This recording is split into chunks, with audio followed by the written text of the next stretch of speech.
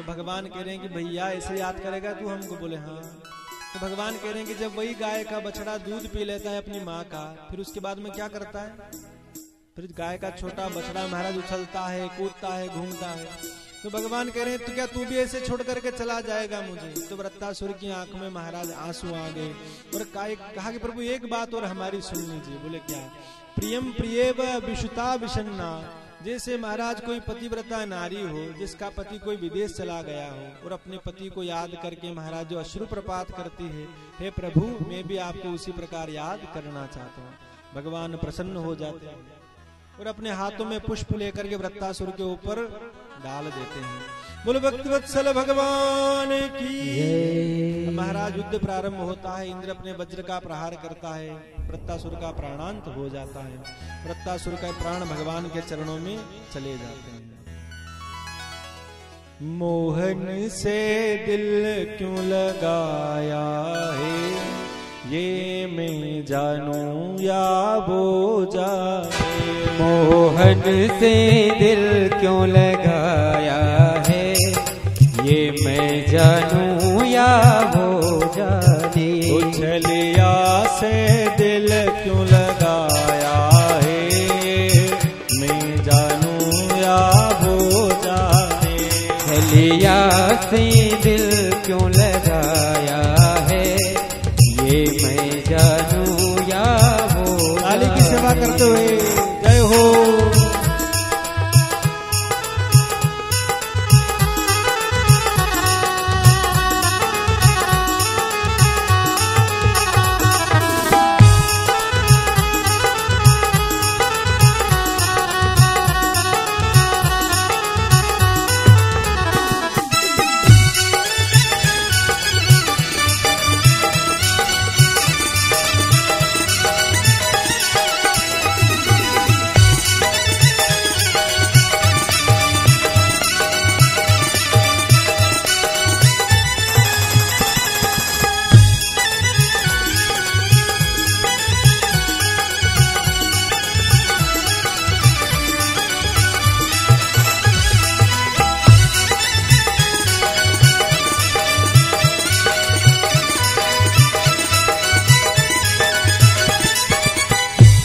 हर बात निराली है उसकी, हर बात में एक टेढ़ापन।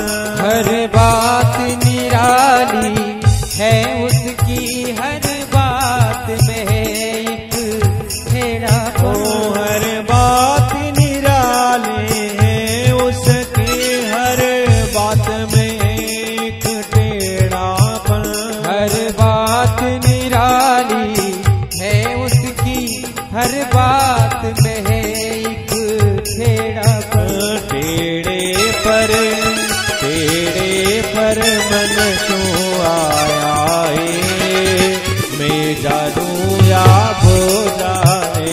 टेढ़े पर दिल क्यों आया है, ये मैं जानूं या वो जाने। मोहन से दिल क्यों लगाया है, मैं जानूं या वो जाने। जय हो।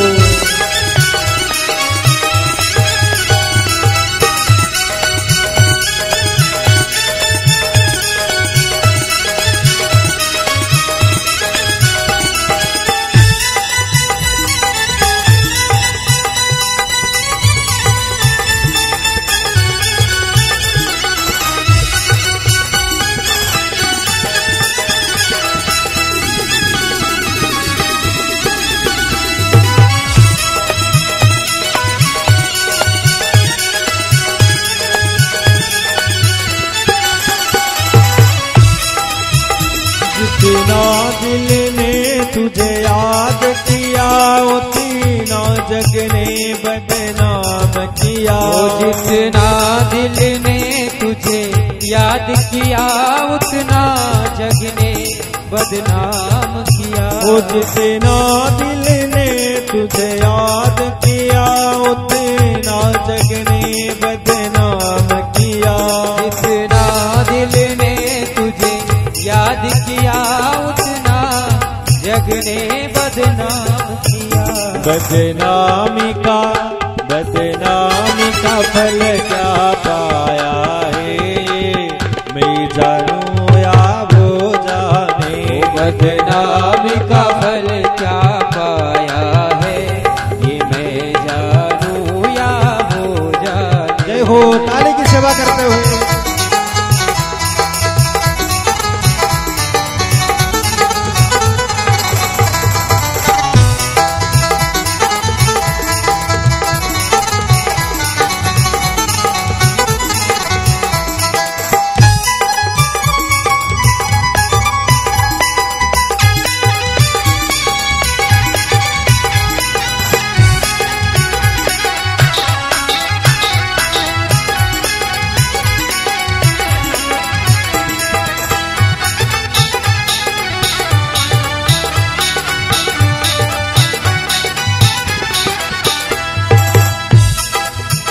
तेरे प्यार ने दिल दीवाना किया, मुझे इस जग से बेगाना किया।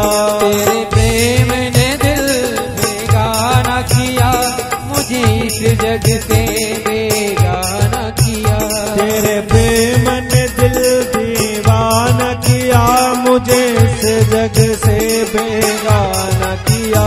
तेरे प्रेम ने दिल दीवाना किया, जग से बेगाना किया। मैंने क्या खोया क्या पाया है, मैंने क्या खोया क्या पाया है, मैं जानूं या वो जाने। मैंने क्या खोया क्या पाया है, ये मैं जानूं या वो जाने। वो मोहन से दिल क्यों लगाया,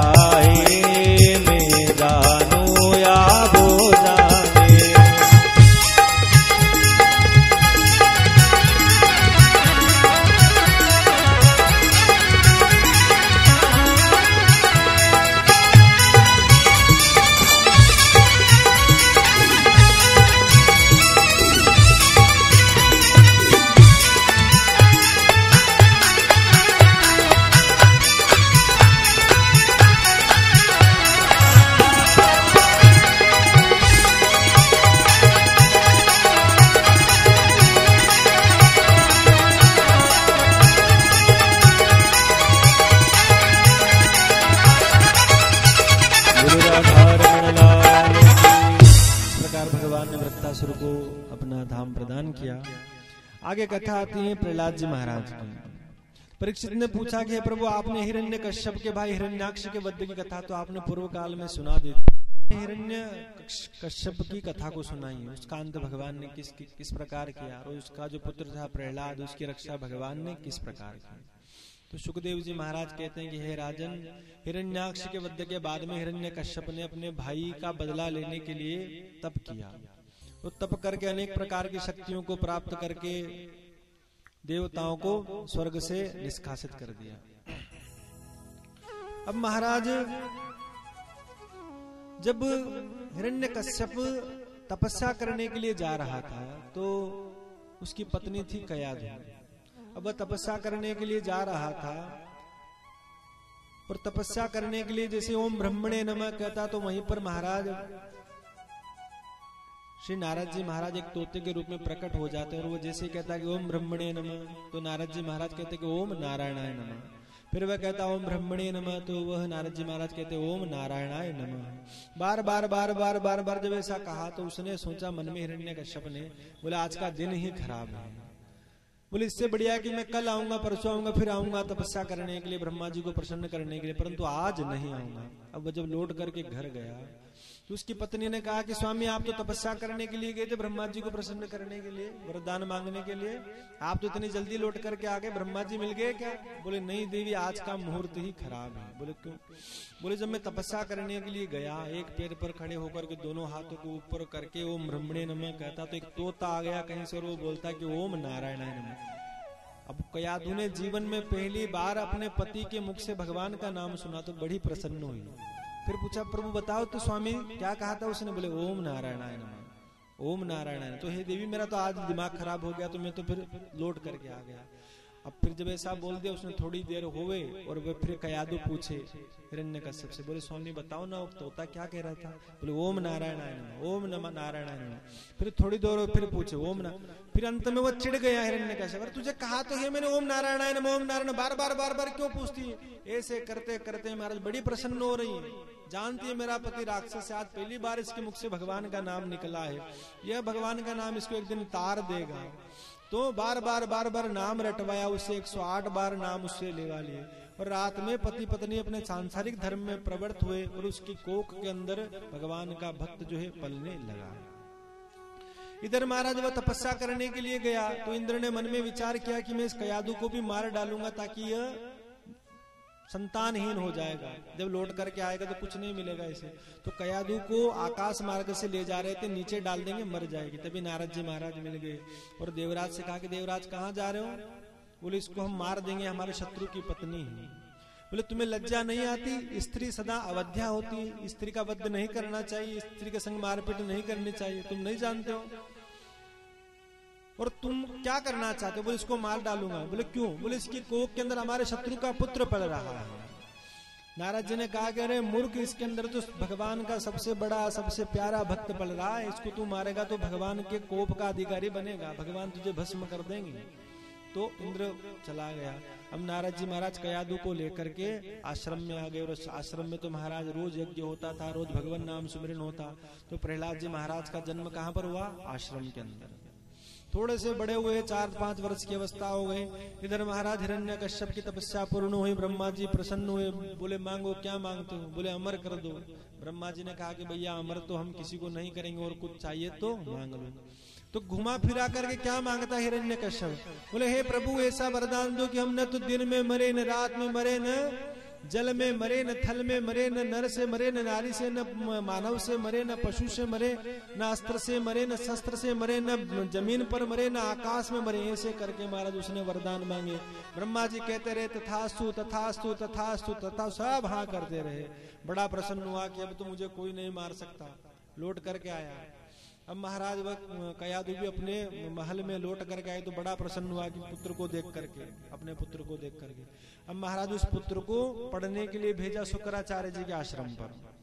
परंतु प्रहलाद का मन कहाँ लगा हुआ था? भगवान के नाम में, क्योंकि तो प्रारंभ से उसने तो भगवान नाम सुमिरन करना सीख लिया था। अब शुक्राचार्य जी के आश्रम में उनके पुत्र हैं 2 संडा और अमर्क, वे दोनों पढ़ाते हैं प्रहलाद जी को।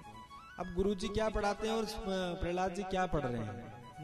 प्रहलाद की मन की दशा कैसी है? बोले थोड़ी देर में हंसने लग जाते और थोड़ी देर में रोने लग जाते थे। तो परीक्षित जी पूछ रहे हैं ऐसी मन की दशा क्यों है? तो कहा कि हंसते इसलिए कि हे भगवान तुमने क्या खूब कृपा करी है, 84 लाख योनियों के बाद में मानव शरीर दिया है, इस योनि में मैं आपका नाम लूंगा और आपको पालूंगा। और रोता क्यों है? बोले हे प्रभु कहीं मेरा जीवन आपका नाम सुमिरन किए बिना ही नहीं निकल जाए, कहीं मैं ऐसे ही ना चला जाऊं, मैं तो आपको पाना चाहता हूँ।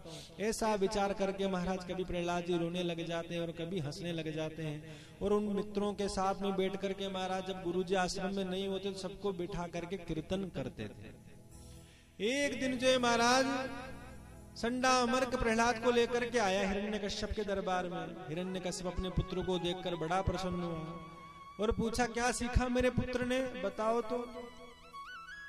तो वह कह रहा है प्रहलाद कि भगवान के नाम के सिवा संसार के अंदर कुछ नहीं धरा हुआ है। बोले सब व्यर्थ है, भगवान का नाम ही सार्थक है।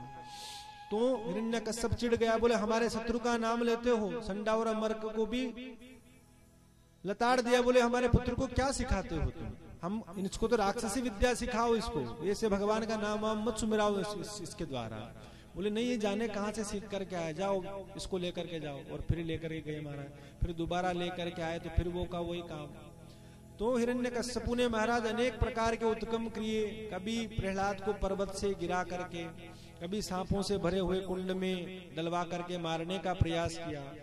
होलिका ने कहा कि मैं मेरी गोदी के अंदर बिठा दो और चारों ओर लकड़ी लगा करके आग जला दो, मुझे कुछ नहीं होगा और जल करके भस्म हो जाएगा। ये सब भी कर लिया, परंतु भक्त को प्रहलाद को तो बिल्कुल बाल भी बांका नहीं हुआ और होलिका जल करके भस्म हो गई। सब प्रकार के उत्कर्म कर लिए परंतु कुछ नहीं हुआ। तो अंत में कह रहा हिरण्यकश्यप प्रहलाद से, अरे तू बार बार हमारे शत्रु का नाम क्यों लेता है? हमें जन्म माता पिता देते हैं, दुग्ध हमें गाय से मिलता है, भैंस से मिलता है, पालन भोजन हमें धर्म पत्नी बना करके प्रदान करती है, धन से हमारा सब कार्य चलता है, तुम्हारा भगवान बीच में कहाँ आता है? बोले ये सब करने वाले भी भगवान ही हैं। भगवान की आज्ञा के बिना तो एक पत्ता भी नहीं हिलता। तो बोले तुम्हारे भगवान कहाँ हैं? प्रहलाद जी कह रहे ये पूछो कहाँ नहीं है, सब जगह भगवान व्याप्त हैं। तो कहा क्या इस खंबे के अंदर भी तेरे भगवान हैं क्या? बोले हाँ इसके अंदर भी भगवान है। तुरंत महाराज हिरण्यकश्यप को क्रोध आता है, अपना घोटा लेकर के, अपना गदा लेकर के उस खंबे के ऊपर प्रहार करता कि बता तेरा भगवान कहाँ है। जैसे ये खंबे के ऊपर प्रहार करता है, धुम की आवाज आती है और उसके अंदर से नरसिंह भगवान प्रकट होते हैं। बोलो नरसिंह भगवान की जय। नरसिंह भगवान महाराज पूरा शरीर मानव का और मुख शेर का लगा हुआ है और बार बार सिंह गर्जना कर रहे हैं, बार बार दहाड़ रहे हैं। हिरण्यकश्यप ने आदेश दिया कि इसको बंदी बना करके मार डालो, इसको या तो बंदी बना करके जेल में डालो या फिर इसको मार दो। भगवान ने सबको भगा दिया, उनके सामने कोई टिक भी नहीं पाया। भगवान करें, अरे दुष्ट तूने मेरे भक्त को बड़े दुख दिए हैं, कभी नदी के अंदर गिराकर, कभी पर्वतों से गिराकर, कभी सांपों के कुंड के अंदर, आज मैं तुझे नष्ट कर दूंगा। तो दोनों का युद्ध प्रारंभ हो गया, सायकाल का समय हो गया और राज दरबार की देहली तक ले आए युद्ध करते करते। और भगवान ने उसको अपनी गोदी के अंदर लेटा लिया और कहा कि हे हिरण्यकश्यप अपने सारे वरदानों को याद कर ले, न अभी दिन है न रात है, अभी संध्या काल है। मैं तुझे न तो ऊपर मारूंगा न जमीन पर मारूंगा, तुझे बीच में लेटा रखा है मेरी गोदी के अंदर। मेरा मुख देख ले, न मैं मानव हूं न मैं पशु हूं। मेरा मुख शेर का है, मेरा शरीर जो है मानव का है। मैं तुझे न किसी अस्त्र से मारूंगा न शस्त्र से अपने नाखूनों से तुझे चीर डालूंगा।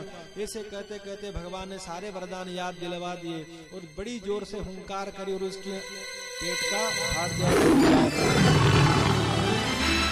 भगवान अत्यंत क्रोध में है, सारे देवता मिलकर के भगवान के कोप को शांत नहीं कर पा रहे हैं। तो ब्रह्मा जी ने कहा कि एक बार ऐसा करो कि लक्ष्मी जी को लेकर के आ जाओ।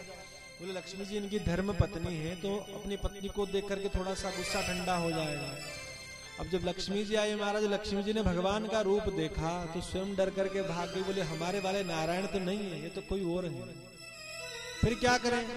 फिर ब्रह्मा जी ने कहा कि इस छोटे से बालक के लिए ही भगवान ने ये अवतार लिया, इस छोटे से बालक को आगे करो। तो उन्होंने प्रहलाद जी महाराज को आगे कर दिया। छोटे से प्रहलाद जी महाराज दोनों हाथ जोड़ लिए, थर थर थर थर कांप रहे हैं, आंखों से आंसू बह रहे हैं और धीरे धीरे जा रहे हैं भगवान के पास। भगवान उसको देख रहे हैं और भगवान अपना क्रोध शांत कर लेते हैं और अपनी गोदी में बिठा लेते हैं प्रहलाद जी महाराज को। प्रहलाद जी महाराज अपने नेत्रों से अश्रु प्रपात कर रहे हैं और कह रहे हैं कि हे भगवान, कि ब्रह्मादय सुरगणा मुनयोत सिद्धा सत्वेकतान मतयो वचसां प्रभाहे, कि नाराधितुं पुरगुणेर गुणापि विपुं किं तोष्टमर्हतिं समे हरिरुग्र जाते। हे प्रभु, ऐसा सौभाग्य तो आज तक किसी देवता को नहीं मिला, किसी मानव को नहीं मिला। बोले क्यों? बोले आपने अपनी गोदी में बिठा करके आप ही अपनी जीभ से मुझे चाट रहे हो, ये सुख तो ब्रह्मा जी को भी नहीं मिला। और हे प्रभु, मैं तो एक राक्षस जाति का बालक हूँ, आप कितने करुणावान हैं प्रभु, मेरे लिए आपने अवतार धारण किया, आपको अनेक पीड़ाएं सहन करनी पड़ी। भगवान कहते हैं कि हे भक्त, हे प्रहलाद, मैं अपने भक्तोों के लिए सब कुछ स्वीकार कर लेता हूँ, परंतु अपने भक्त की आंखों में आंसू नहीं देख सकता। इस प्रकार भगवान कृपा करते हैं प्रहलाद जी महाराज के ऊपर। बोलो भक्त वत्सल भगवान की जय। हिरण्यकश्यप को भी भगवान गति प्रदान कर देते हैं और प्रहलाद को राजा बना देते हैं और वहीं से लौट जाते हैं। इस प्रकार प्रहलाद जी महाराज की कथा को हम सबने श्रवण किया है। परीक्षित जी महाराज से कह रहे हैं सुखदेव जी महाराज की, हे राजा, जीव जो है ना दुख में तो भगवान को बड़ा याद करता है। किस में करता है? दुख में, परंतु सुख में याद नहीं करता। कि दुख में सुमिरन सब करे, सुख में करे न कोई, जो सुख में सुमिरन करे तो दुख काहे को होए। कहा कि व्यक्ति के जीवन में दुख पर दुख आते हैं तो महाराज खूब भगवान का भजन करता है, खूब भगवान को याद करता है, परंतु सुख आने पर सब भूल जाता है। बोले आप कहना क्या चाहते हो? बोले एक सुंदर कथा सुना रहा हूं, ध्यान से सुनो।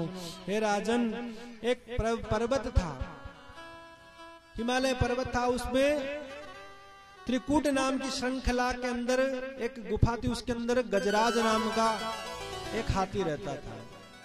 सब प्रेम से बैठ जाओ भैया, आवाज मत करो। एक गजेंद्र रहता था, हाथी रहता था हमारा, बड़ा बलशाली हाथी, 5-7 उसकी पत्नियां हथनियां संग में और 15-20 बच्चे। इतना शक्तिशाली था कि जंगल का राजा शेर भी उससे भय खाता था, सारे जानवर उसको प्रणाम करते थे, सब दूर दूर ही रहते थे, इतना बलशाली था। एक दिन वह राजा महाराज अपने परिवारजनों के साथ में जंगल में विचरण कर रहा था कि उसको एक सरोवर नजर आया, जल से भरा हुआ सरोवर। तो उसने मन में सोचा कि यहाँ पर जाकर के स्नान कर लेना चाहिए, हाथी को पानी बड़ा पसंद होता है। तो अपने परिवारजनों के साथ में उस सरोवर के अंदर उतर जाता है, उस तालाब के अंदर, और कभी अपनी प्यास बुझाने के बाद में अपनी सूंड के अंदर पानी भर के कभी अपनी पत्नी के ऊपर फेंके, उन हथिनियों के ऊपर, कभी अपने बच्चों के ऊपर उस पानी को फेंके और किलोल करने लगा। उसी सरोवर के अंदर एक मगर रहता है महाराज। कौन रहता है? मगर। वो मगर महाराज उस हाथी के पैर को पकड़ लेता है कि आयो हे त्रिखासे अति व्याकुल गजेंद्र तह, सुंदर सरोवर नहीं जान्यो जलराज को, ग्रस्यो जब कोप करी लायो जल बीच माही, टेरे उते अवसर गजेंद्र ब्रजराज को। उस महाराज मगर ने पेड़ पकड़ लिया उस हाथी का। तो उस हाथी अब भी अपने अहंकार में बोले, जब इसको पता चलेगा ना कि गजेंद्र का पैर पकड़ा है तो छोड़ देगा, फिर भी अहंकार में धीरे धीरे महाराज उसने रक्त का शोषण करना प्रारंभ कर दिया, हाथी को और अंदर खींचना प्रारंभ कर दिया। सबसे पहले अपनी ताकत लगाई, खूब ताकत लगाई, परंतु मगर भी जल का जंतु था और बहुत भारी मगर था महाराज, 1 इंच भी आगे नहीं बढ़ने दिया। अपनी पत्नी का आवाज दी, अपने बेटे का आवाज दी, मुझे बचाओ बचाओ बचाओ। सबने कहा चिंता काहे करते हो, हम है ना, अभी ले आएंगे तुमको, चुटकी बजाते ही बाहर जल से। हथिनियों ने भी अपनी सूंड डाल दी, हाथी के बच्चों ने भी सूंड डाली, सब खींचने का प्रयास कर रहे हैं, परंतु महाराज कोई खींच नहीं पाया। ये कथा सुन रहे हो ना, ये कोई हाथी की कथा नहीं है, ऐसा मत समझ लेना कि हाथी की कथा सुन रहे हो, ये सब अपनी कथा है। भागवत जी के अंदर सब मानव के ऊपर ही कथाएं कही गई हैं, तो ये कोई हाथीवादी कथा नहीं है, हमारी कथा है। हमारे जीवन में कभी संकट आता तो पहले क्या करते हैं, हम पहले स्वयं अपनी ताकत पर अहंकार करते हैं, बोले आबार तो हम। फिर क्या करता है, फिर परिवार वालों को बुलाता है जब अपनी नहीं चलती है, परिवार वाले भी हार जाते हैं, फिर अंत में कहां पर जाता है, भगवान की शरण में। तो सुखदेव जी महाराज कहते हैं कि राजन पहले ही भगवान की शरण ले लो ना, तो जीवन में संकट आएंगे ही नहीं। तो वह हाथी अपने पत्नी को, उन हथनियों को, उन बच्चों को आवाज देता है, वे सब आकर के सूंड में सूंड डालते हैं और खींचने का प्रयास करते हैं, परंतु महाराज जल का जीव 1 इंच भी आगे नहीं बढ़ने देता है। फिर महाराज धीरे धीरे उन बच्चों ने सबने अपनी सूंड निकाल ली और सब जाने लगे। तो हाथी की आंखों में आंसू आ गए और अपनी पत्नी से बोले, देखो तो ये वही संतान है ना हमारी, जिनको हम अपने कंधे पर बिठा करके मैं घुमाता था, यही संतान है ना जिसको मैं, जिनकी हर एक इच्छाओं को पूरी करने के लिए रात रात दिन दिन मेहनत करता था, और आज मेरे जीवन में संकट आया है, आज मेरी मौत की घड़ी आई है, तो ऐसी घड़ी में मुझको छोड़ करके जा रहे हैं। तो हाथी की पत्नियां कह रही, स्वामी चिंता क्यों करते हो, अभी तो हम है ना आपके साथ में, 4 दिन हो गए, भूख लग रही होगी, जाने दो ना, हम है ना आपके पास में, ऐसा कह करके हाथी को समझा देती है। परंतु वे भी कहां तक महाराज, 1-2 दिनों के बाद में भी उन्होंने एक एक करके सारी हथिनियों ने अपनी सूंड निकाली और सब जाने लगी। हाथी आवाज देता रह गया, अरे मुझे बचाओ, अरे तुमने तो 7-7 जन्मों तक जीने मरने की कसमें खाई थी, 7-7 जन्म साथ में रहने की कसमें खाई थी तुमने, और आज मेरी मृत्यु होने वाली है, आज मेरे प्राण संकट में है, ऐसी अवस्था में तुम मुझको छोड़ करके जा रही हो, तुम्हें लज्जा नहीं आती। परंतु महाराज किसी ने उसका कहना नहीं सुना। अंत में महाराज सारे परिवार की ओर से अपना ध्यान हटा करके, संसार की ओर से अपना ध्यान हटा करके वह हाथी भगवान से प्रार्थना करता है कि एवं व्यवसितो बुद्धया समादाय मनोहृदि जजाप्यम परमं जाप्यम प्राज्ञ जन्मनु शिक्षितम। हे परमात्मा, हे नारायण, आज मेरा कोई सहाय नहीं रहा है, हे नाथ यदि तुम मेरी पुकार को सुन रहे हो तो एक बार मेरी रक्षा जरूर कर देना। हे परमात्मा, तुम सब जगह व्याप्त हो, सबके हृदय में विराजमान हो। हे नाथ, मैं आपकी शरण को ग्रहण करता हूँ। सारे देवतागण आकाश मार्ग में खड़े हैं, सब मन में सोच रहे हैं, बड़ी सुंदर स्तुति कर रहा है हाथी, ये गजेंद्र बड़ी सुंदर स्तुति कर रहा है, परंतु हमारा नाम नहीं ले रहा है। एक बार थोड़ा सा यूं कहते कि इंद्रदेव मुझे बचा लो तो मैं बचाने चला जाऊं। ब्रह्मा जी सोच रहे हैं कि ब्रह्मा जी कहते ब्रह्मा जी बचा लो एक बार तो मैं बचाने चला जाऊं, परंतु भगवान नारायण ने मन में सोचा है किसी का नाम नहीं ले रहा है तो नामी भी मैं ही हूँ और अनामी भी मैं हूँ। और भगवान कृपा करते हैं, महाराज गरुड़ पर चढ़ करके आ जाते हैं। और क्या कहा है, मेरे दीन बंधु भगवान गरुड़ पे चढ़ कर आ जाना। मेरे दीन बंधु भगवान रे गरुड़ पर चढ़ कर आ जाना। मेरे दीन बंधु भगवान रे गरुड़ पे चढ़ कर आ जाना। मेरे दीन बंधु भगवान रे गरुड़ पर चढ़ कर आ जाना। गरुड़ पे चढ़ कर आ जाना, गरीब की सुन कर आ जाना। गरुड़ पर चढ़ कर आ जाना, गरीब की सुन कर आ जाना। वो मेरे दीन बंधु भगवान रे गरुड़ पे चढ़ कर आ जाना। मेरे दीन बंधु भगवान रे गरुड़ पर चढ़ कर आ जाना। भक्तवत्सल भगवान की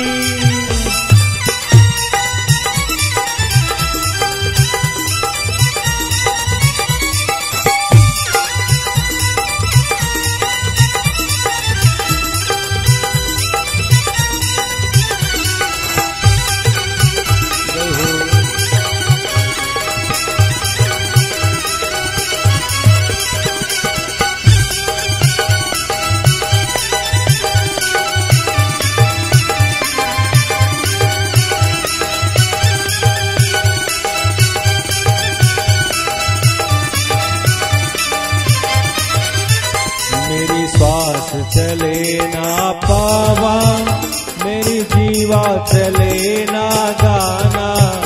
मेरी सांस चले ना पावा, मेरी जीवा चले ना गावा। वो मेरी श्वास चले ना पावा, मेरी जीवा चले ना गाना। मेरी सांस चले ना पावा, ना जीवा चले मैं गावा। जब जीव चले भगवान तो तुम विष्णु बन कर आ जाना। जब जीव चले भगवान तो तुम विष्णु बन कर आ जाना। मेरे दीन बंधु भगवान रे गरुड़ पे चढ़ कर आ जाना। मेरे दीन बंधु भगवान रे गरुड़ पर चढ़ कर आ जाना। काली की सेवा करते हुए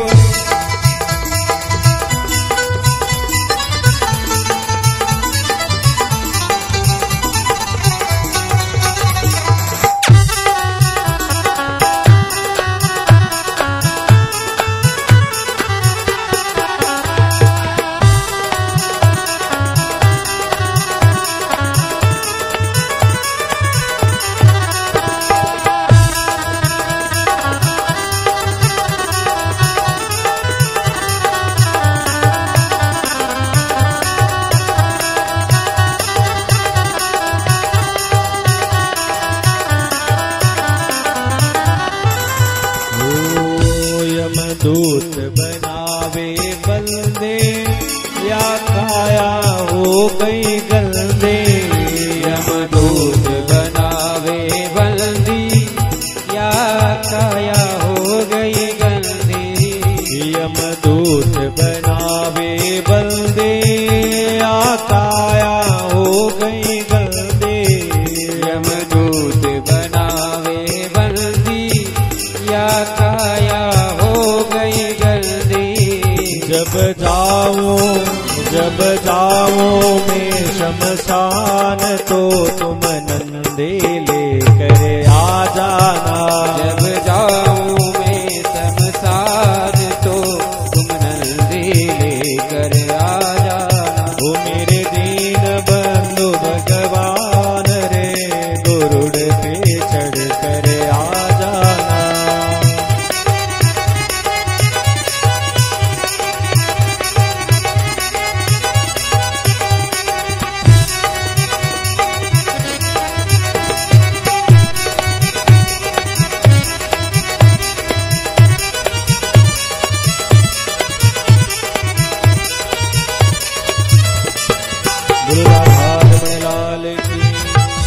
बोलो भक्तवत्सल भगवान की जय जय श्री राधे। अरे थोड़ी आवाज तो निकालो अपने मुख से, भगवान का नाम तो लो जोर से, बोलो राधे राधे।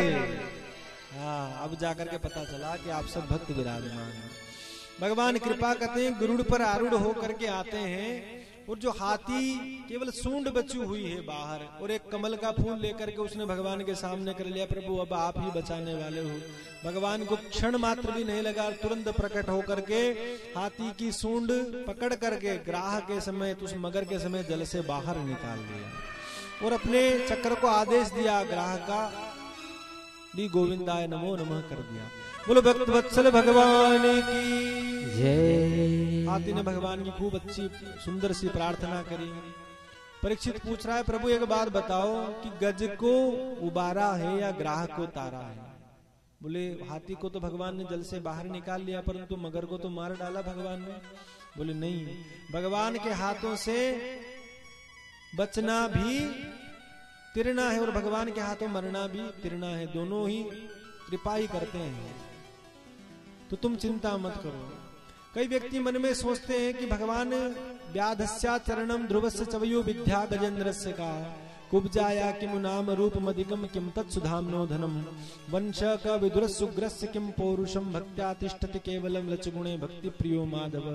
बोले भगवान को पाने के लिए अच्छा आचरण होना चाहिए, तो कहा नहीं। कहा कि जब भगवान ने राम अवतार लिया था तो उसमें उनके मित्र बने थे निषाद राजगुह, जंगल के अंदर रहते थे महाराज, वन्य प्राणियों को मारते थे।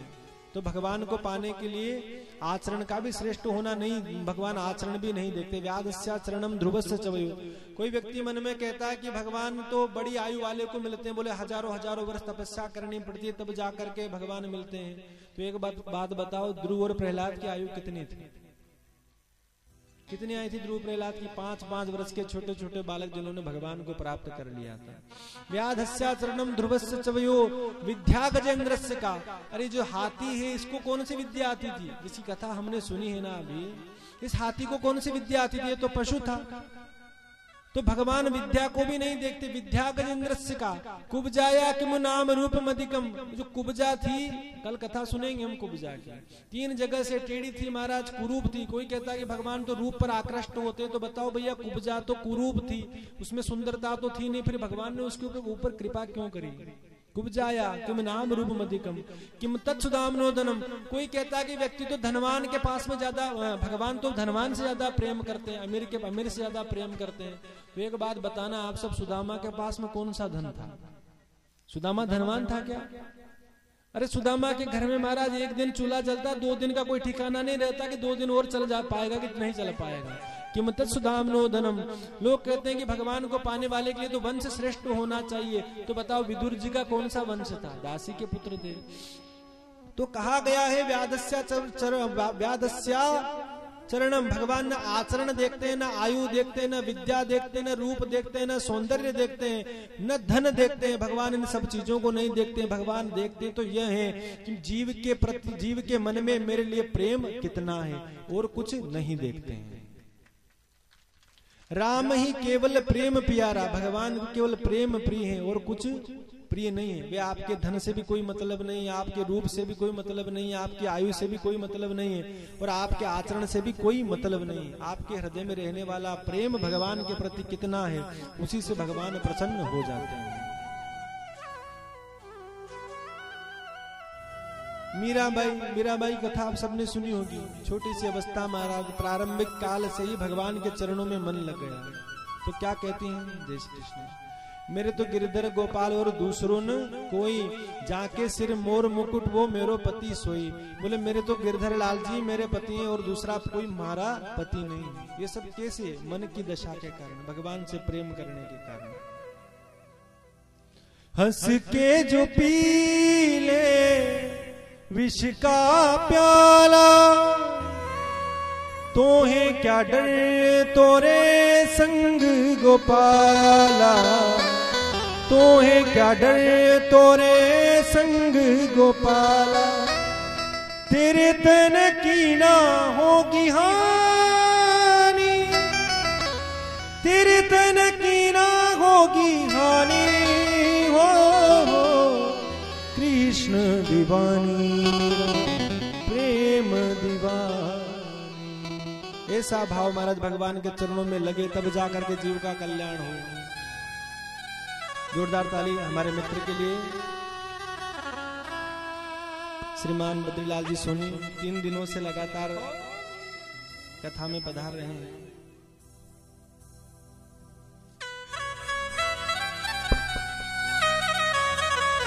कल रात को 9:30 बजे फोन आया आपका, सुनो तो सही, और पूछ रहे हैं कि भाई हम कल प्रसादी की सेवा करना चाहते हैं, लड्डू की सेवा ठाकुर जी के चरणों में।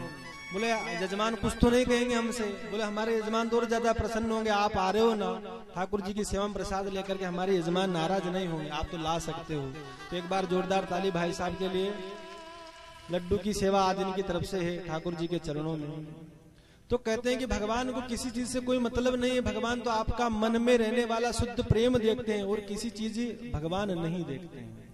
आपके हृदय में प्रेम कितना है भगवान के प्रति, वह मायने रखता है। आगे कथा आती है समुद्र मंथन की। देवता भगवान के पास गए, बोले शुक्राचार्य जी इनके ऊपर मृत संजीवनी के द्वारा इनको जिंदा कर देते हैं राक्षसों को, और हम तो हार जाते हैं, हमारे लिए भी कुछ करो ना। भगवान ने कहा कि समुद्र मंथन करो, समुद्र मंथन के अंदर से अमृत निकलेगा, उसको पी करके आप सब बलवान हो जाओगे, आप मरोगे नहीं। तो कैसे करें महाराज? बोले मंदराचल पर्वत की वेणी बनाओ, उसको लेकर के आओ, और वासुकी नाग की रज्जू बनाओ, रस्सी बनाओ, और समुद्र के अंदर मंथन करो। तो बोले हम इकल्ले कैसे कर सकते हैं? बोले राक्षसों को भी मिलाओ। तो उनको भी मिला लिया महाराज, और समुद्र मंथन प्रारंभ हुआ। तो वह घर्षण के कारण वह पर्वत नीचे जाने लगा मंदराचल। तो भगवान ने कछुए का रूप धारण करके अपनी पीठ के ऊपर मंदराचल को धारण कर लिया। बोले भक्त वत्सल भगवान की। अब महाराज समुद्र मंथन प्रारंभ हुआ तो अनेक प्रकार के रत्न निकले उसमें से। फिर महाराज उसके अंदर से हलाहल विष निकला, जहर निकला। तो सारे देवतागण घबरा गए, सब महाराज उस रज्जू को छोड़ करके भाग गए। सब देवता भगवान के पास गए, बोले प्रभु बचाओ, त्राहिमाम त्राहिमाम त्राहिमाम, ये कालपुट नाम का विष तो हम सबको मार डालेगा, बोले इसकी गंध ही हमें मार डालेगी, आप रक्षा करिए प्रभु। भगवान ने कहा कि अब तो केवल महाकाल ही भगवान भोलेनाथ ही रक्षा कर सकते हैं। सभी देवता मिलकर के भगवान शिव की शरण में गए कि हरि ओम में ओम समाया है, मेरा भोला नगर में आया है। हरि ओम में ओम समाया है, मेरा भोला नगर में आया है। हरि ओम में ओम समाया है, मेरा भोला नगर में आया है। ओ हरि ओम में समाया है, मेरा भोला नगर में आया है। मेरा भोला नगर में आया है, मेरा शिवजी नगर में आया है। मेरा भोला नगर में आया है, मेरा भोला नगर में आया है। हरि ओम में ओम समाया है, मेरा भोला नगर में आया है। हरि ओम में ओम समाया है, मेरा भोला नगर में आया है। जय हो काली की सेवा करते हुए।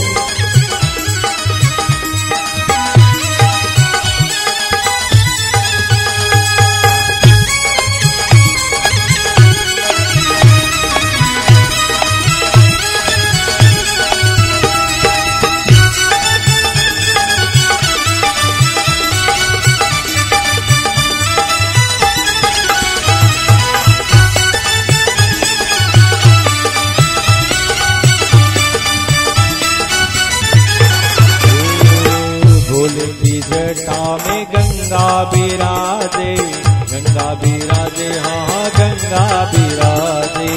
फूल की जटा में गंगा बिराजे, गंगा बिराजे, हाँ गंगा बिराजे। फूल की जटा में गंगा बिराजे, गंगा बिराजे, हाँ गंगा बिराजे। अरे फूल की जटा में गंगा बिराजे, गंगा बिराजे, हाँ गंगा बिराजे। गंगा में ओम समाया है मेरा भोला नगर में आया है। गंगा में गंगा समाया है मेरा भोला नगर में आया है। गंगा में ओम समाया है मेरा भोला नगर में आया है। गंगा में गंगा समाया है मेरा भोला नगर में आया। काली की सेवा करते हुए भोलेनाथ की जय हो।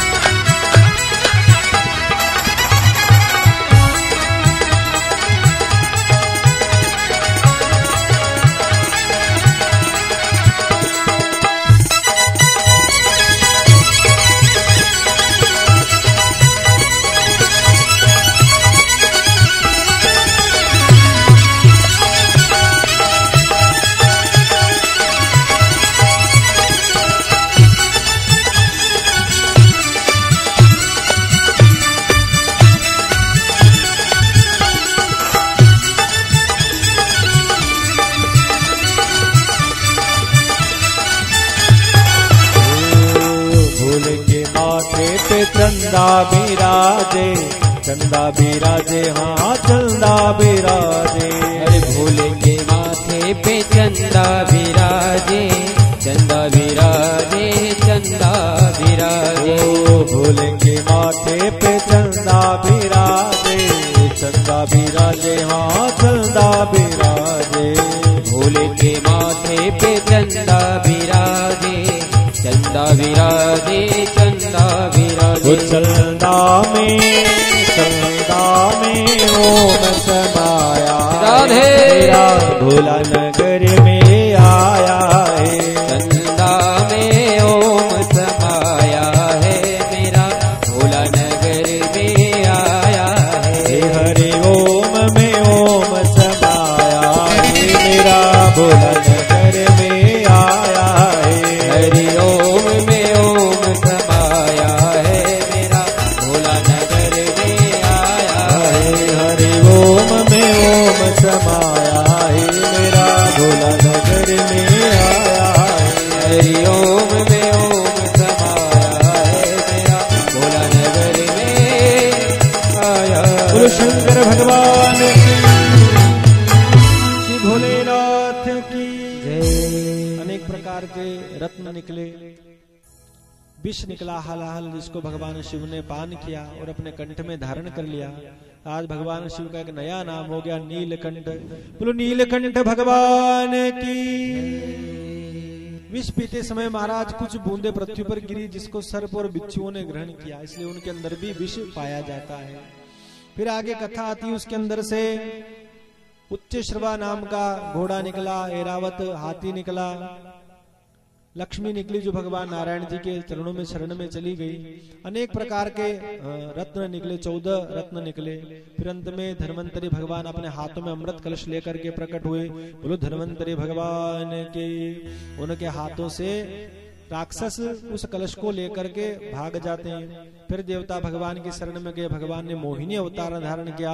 बोलो मोहिनी भगवान की। जाकर के बड़ा सुंदर नृत्य करने लगे राक्षसों के सामने। राक्षसों ने मोहित हो गए राक्षस। बोले देवी आप कौन है, हमारे संग में चलो। बोले आप लड़ाई करते हो, झगड़ा करते हो, आपके संग में हम नहीं चलेंगे। तो क्या करना चाहते हो? बोले आपके हाथ में जो कलश है ना, इसका ढंग से बंटवारा कर देते हैं। बोले क्या करें? बोले इन देवताओं को भी बुला लो, इनकी एक तरफ पंक्ति लगवा लो, एक तरफ आप विराजमान हो जाओ। सब बैठ गए, एक तरफ देवता बैठ गए, एक तरफ राक्षस बैठ गए। फिर उन्होंने कहा कि ऐसा करते हैं कि पतला पतला जो है ना, यह इनको देवताओं को पिला देते हैं और गाढ़ा गाढ़ा अमृत आपको पिला देंगे। राक्षस सब तैयार हो गए। अब महाराज भगवान जो हैं सभी देवताओं को अमृत पिला रहे हैं। तो राहु ने मन में विचार किया कि लगता है कुछ दाल में काला है, तो चंद्रमा और सूर्य के बीच में जाकर के देवता का रूप धारण करके बैठ जाता है। जैसे ही वह अमृत का पान करता है, कंठ के अंदर जाता है, तुरंत चंद्रमा और सूर्यदेव कहते हैं कि हे प्रभु, ये तो राक्षस है। भगवान अपने चक्र को आदेश देते हैं, चक्र से महाराज उसके 2 भाग हो जाते हैं। तो जो शीश होता है वह राहु के नाम से और धड़ होता है वह केतु के नाम से आज भी नवग्रहों में स्थान पाते हैं। फिर भगवान सभी देवताओं को अमृत पिला करके वहीं से अंतर्ध्यान हो जाते हैं। बोलो भक्तवत्सल भगवान की जय। अब महाराज राजा श्री शुक्राचार्य जी महाराज राजा बलि से यज्ञ करवा रहे हैं। बोले कि राजन तुम यज्ञ करो, यज्ञ से तुम पुष्ट हो जाओगे, फिर जो है कोई तुमको हरा नहीं पाएगा। तो राजा बलि का महाराज 99वां यज्ञ चल रहा है। इधर महाराज कश्यप ऋषि की पत्नी अदिति ने मन में विचार किया कि मेरे जब ये राजा के यज्ञ पूरे हो जाएंगे तो ये मेरे पुत्रों पर आक्रमण करेगा और फिर ये परेशान करेगा हमारे पुत्रों को, तो क्या करें। तो माँ अदिति ने पयोव्रत किया।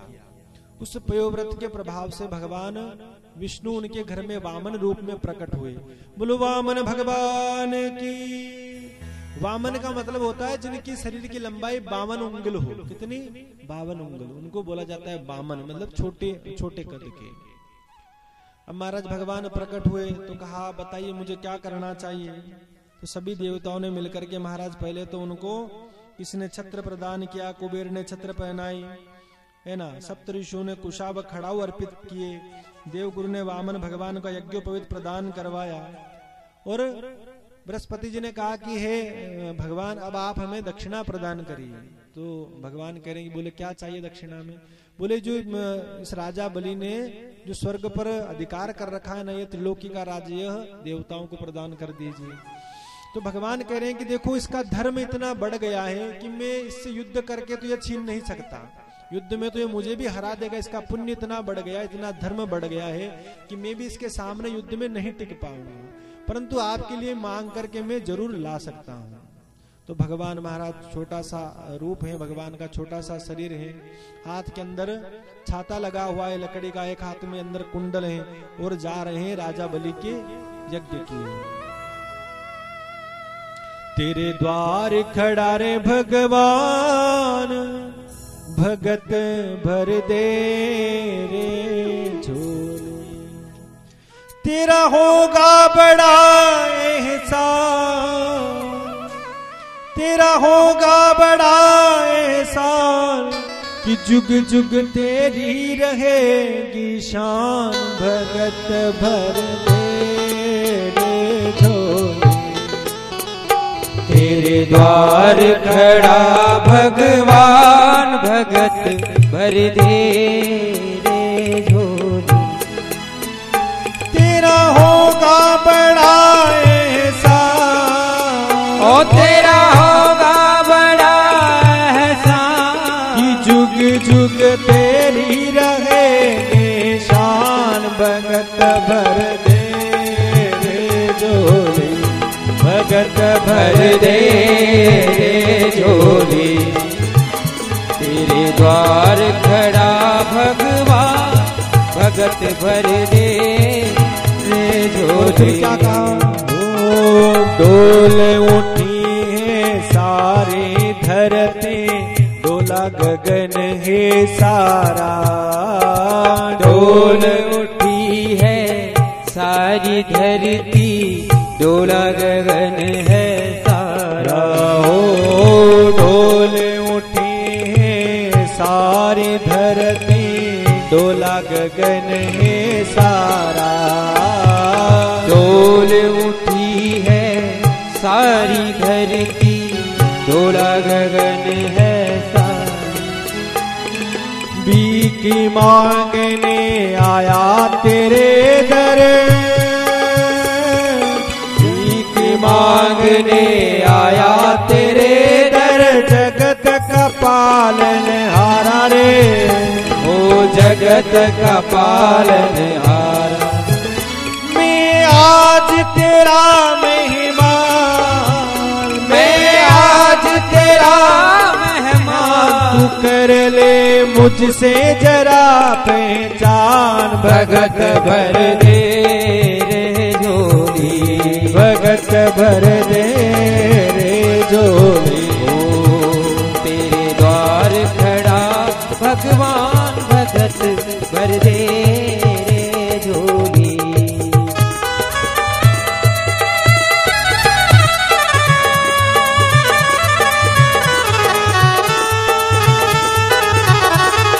हरि बोल।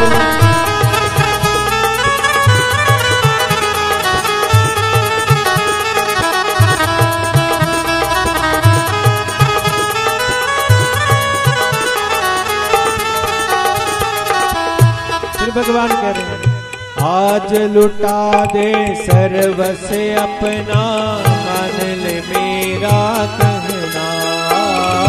आज लुटा दे सर्वस्व अपना, मान ले मेरा कहना। ओ आज लुटा दे सर्वस्व अपना, मान ले मेरा कहना।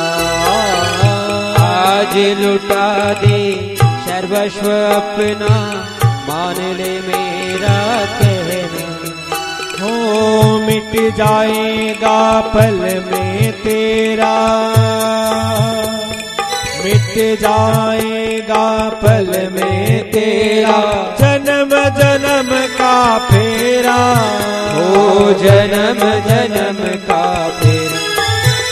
तू छोड़ सकल अभिमान, तू छोड़ सकल अभिमान, अमर कर ले तू अपना दान। भगत भर दे रे झोली, तेरे द्वार खड़ा